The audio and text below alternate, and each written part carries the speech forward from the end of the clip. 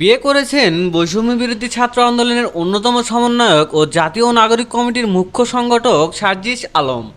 শুক্রবার 31শে জানুয়ারি সন্ধ্যায় সামাজিক যোগাযোগ মাধ্যম ফেসবুকে ক্রীড়া উপদেষ্টা আসিফ মাহমুদ সজীব ভুঁইয়া বিষয়টি নিশ্চিত করেন।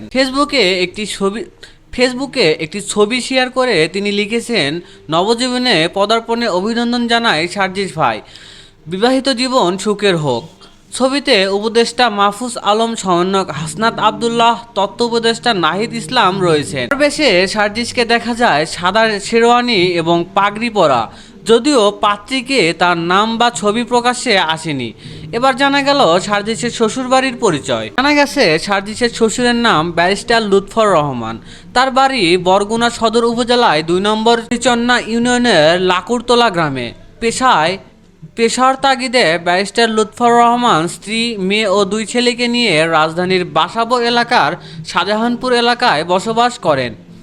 সার্জিস আলমের শ্বশুরের পরিবারের সূত্রে জানা গেছে, গাজীপুরের রাজেন্দ্র রিসোর্টে শুক্রবার আসরের নামাজ বাদ পারিবারিকভাবে তাদের বিবাহ কার্য সম্পন্ন হয়েছে। মিডিয়ায় উৎপাত থেকে বাঁচতে বর্তমানে পরিবারসহ ওই রিসোর্টেই অবস্থান করছেন। জানা গেছে, 1 বোন ও 2 ভাইয়ের মধ্যে সার্জিস আলমের স্ত্রী সবার বড়। তিনি একজন কোরআনের হাফেজা, সবসময়ই পর্দা করে চলেন, তাই তার নাম প্রকাশ করতে অনিচ্ছা প্রকাশ করছেন তারা।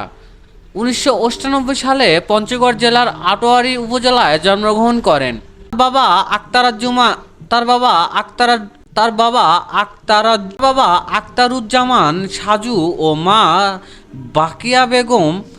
2 ভাইয়ের মধ্যে সার্জিস আলম বড়। সার্জিস আলম ঢাকার বিএএফ শাহীন কলেজ থেকে এইচএসসি এবং ঢাকা বিশ্ববিদ্যালয়ে প্রাণিবিদ্যা বিভাগ থেকে অনার্স ও মাস্টার্স সম্পন্ন করেছেন। তিনি ঢাকা বিশ্ববিদ্যালয়ের ডাকসু নির্বাচনে অমর একুশে হল সংসদ প্যানেল থেকে সদস্য পদে জয়লাভ করেছিলেন। গত বছরের জুলাই অভ্যুত্থানের অন্যতম নেতা ছিলেন তিনি। এর আগে গত 11ই অক্টোবর বিয়ে করেন বৈষম্য বিরোধী ছাত্র আন্দোলনের অন্যতম সমন্বয়ক হাসনাত আবদুল্লাহ।